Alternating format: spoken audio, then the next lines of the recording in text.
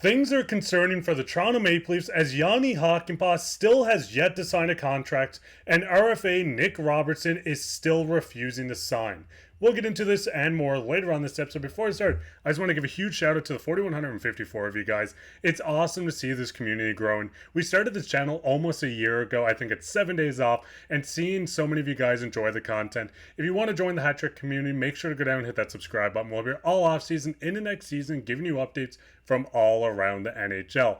But with that, let's hop straight into the first topic today, which is Jani Hakanpää still not signed.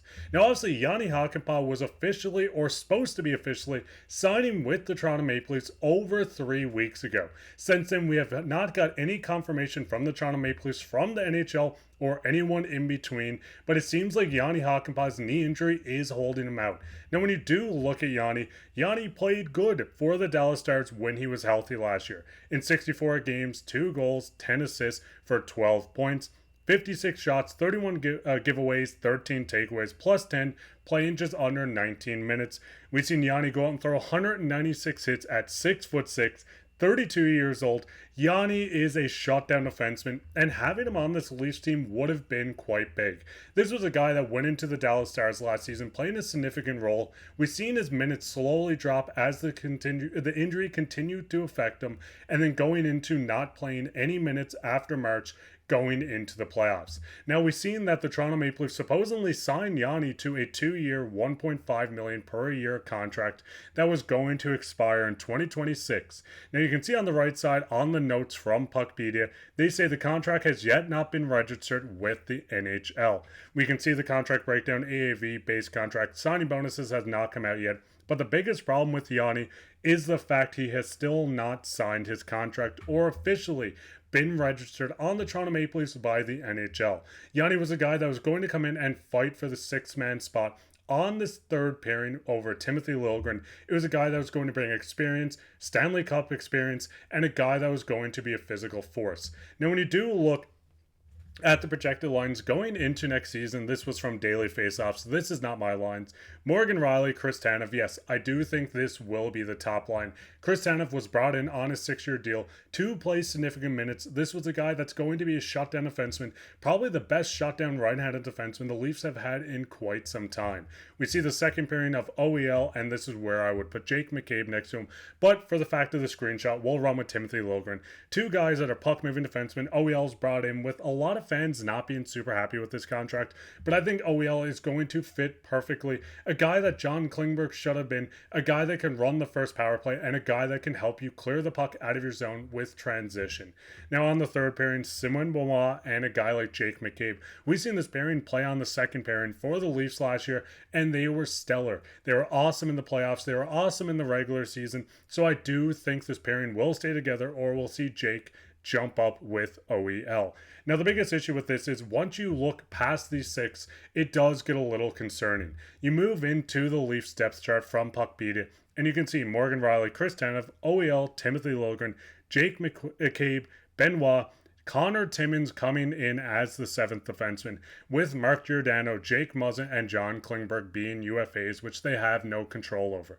The biggest thing with this is no Jani Hakanpää, who is supposed to come in, be the right-handed defenseman, a guy that could fill in this lineup if an injury happens, if Chris Tanev goes down, if Jake McCabe goes down, even if a guy like Benoit goes down. You can move a guy like Jani into this lineup to be that shutdown defenseman. So not having the depth, the extra defenseman, just more experience on this back end is going to be quite concerning for the Leafs. Obviously, a guy like Mark Giordano or John Klingberg, who I don't think they'll bring back, but Mark Giordano could come in as that 8th defenseman. If the Leafs do look at the direction, and if Jani decides that he cannot play, or if the league says he's not fit to play, what would your guys' thoughts on this whole Jani Hakanpää situation? Do you think he'll officially sign soon? Do you think the Leafs maybe dodged a bullet with him, or do you think his contract's going to be voided and they'll have the extra cap space to work with? But that gets straight into the second topic today, which is what is going on with Nick Robertson. Now, Nick Robertson, we've seen the reports come out that he wanted to be traded. He didn't want to sign his contract, but the Leafs do have his RFA rights, and things seem a little trickier than they want him to be. When you do look at Nick Robertson, he has been dealing with injury-plagued seasons. This is a guy that came in what felt like 6 seasons ago and has yet to play a full season. In 56 games for the Leafs last year, 14 goals, 13 assists for 27 points, 96 shots, 18 giveaways, 28 takeaways, playing just under 11.5 minutes per game. Nick Robertson still only 22, 5'9", and he had a good season when staying healthy. We've seen Nick Robertson show flashes of looking like an elite sniper when playing in the top 6. Injuries always derail his career, and hopefully with a healthy season, we do see Nick Robertson perform. But the problem is it going to be with the Leafs? And I think it almost has to be.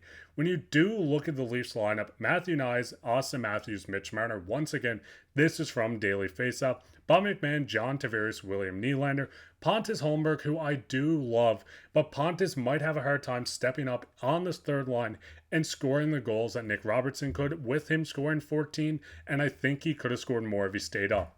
Now, the biggest thing is you have a guy like Max Domi and Jarn Krok next to him, Connor Dewar, who was freshly signed, David Kemp, and Ryan Reeves. When you look at the depth charts on this, Easton Cowan's the first name that comes to mind, a guy that could come up, a guy that might make the opening night roster and fill in the spot with Pontus Holmberg. But Nick Robertson's spot is slowly fading with Connor Dewar coming back, with Pontus Holmberg showing his worth in the playoffs last season, with more people coming into this lineup. Brad Treliving might be looking at Nick Robertson saying, hey, we don't know if you need you anymore. What do you want to do? This could be a trade. Maybe we see Nick Robertson be traded out with other pieces to bring back another forward. Maybe they look to move him and David Kemp together to get more space. Bring in another left wing, drop Pontus Holmberg to that fourth line center. But with Nick Robertson not being signed, with the season coming up upon us very fast, what is going to happen with Nick Robertson? If he's refusing to sign with the Leafs do have the rights of not signing him. They could leave him for the year, let him go overseas to play for the year. They could trade him, but the Leafs have full control on the situation. And it's going to get quite interesting on what they end up doing with this. But what's your guys' thoughts on this? What's your thoughts on Nick Robertson still not being signed? What kind of package would you move him for? Or would you like to see him be signed to play on that third line over Pontus Holmberg? What's your thoughts on Jani Hakanpää? If they do end up not signing him, what would you like to use that $1.5 million of cap space? Would you pick up another defenseman, maybe another goaltender, maybe another forward, since Brad Treliving hasn't signed a lot? Let me know down in the comments. But speaking on comments, we'll get in everyone's favorite topic, which is comments of the day. And the comment of the day comes from Joshua, and he says, and the Leafs signed Nikita Grboykin to a 3-year entry-level contract. Grboykin is actually an interesting name. We've seen him dominate in the KHL last season.